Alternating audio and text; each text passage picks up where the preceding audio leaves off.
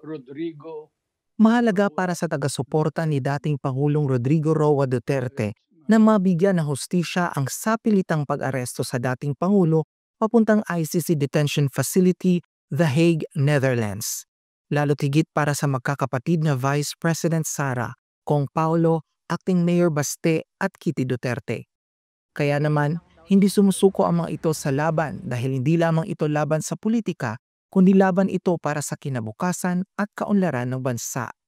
Muling nagtungo ang kampo ni Mayor Baste sa Ombudsman upang maghain ng urgent omnibus motion para sa inhibition ni Acting Ombudsman Dante Vargas at hilingin na sa Mindanao gawin ang pagdinig sa kaso.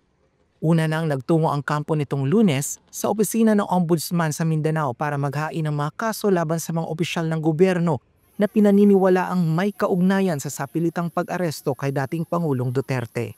Naniniwala si Atty. Estrelito Torion, isa sa legal counsel ni Mayor Baste, na dapat maging patas at walang kinikilingan ang desisyon ng Ombudsman hinggil sa kasong ito.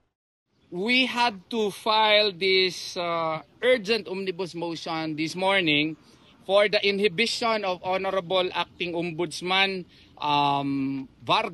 Dante Vargas, and to conduct the proceedings in Mindanao Station in the light of the fact that Ombudsman Vargas, the Acting Ombudsman Vargas, may not be so impartial in the handling of this case, knowing that we received reliable information that his wife is the classmate of DOJ Secretary Rimulya. And there are two kinds of inhibition, compulsory and voluntary inhibition.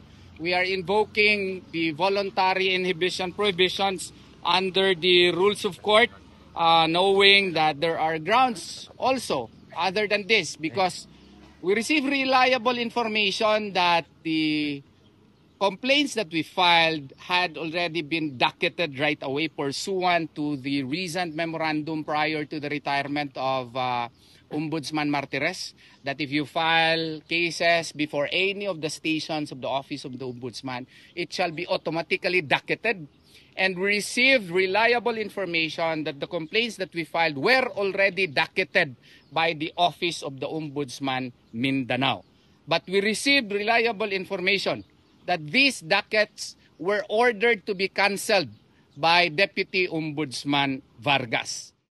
Bukod pa rito, ibinaliwanag din ni Atty. Torion ang kahalagahan kung bakit dapat walang kinikilingan ang isang ombudsman. Importante talaga yan kasi the Ombudsman is the protector of the people.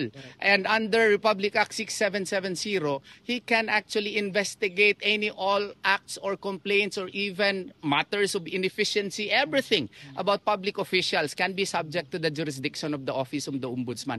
That is why the 1987 Constitution makes it imperative that he can only be removed via impeachment because of the importance of the office concerned. And that is why the person to be appointed there should be a person of integrity beyond question, and that he should be a person who can be trusted by the people because he is supposed to be impartial, fair, and who can actually administer justice because he can decide as to who shall be removed from office administratively. He can likewise decide as to who can be filed cases before the office of the Sandigan or before the Court of Sandigan Bayan and in ordinary courts. That is how important an ombudsman is.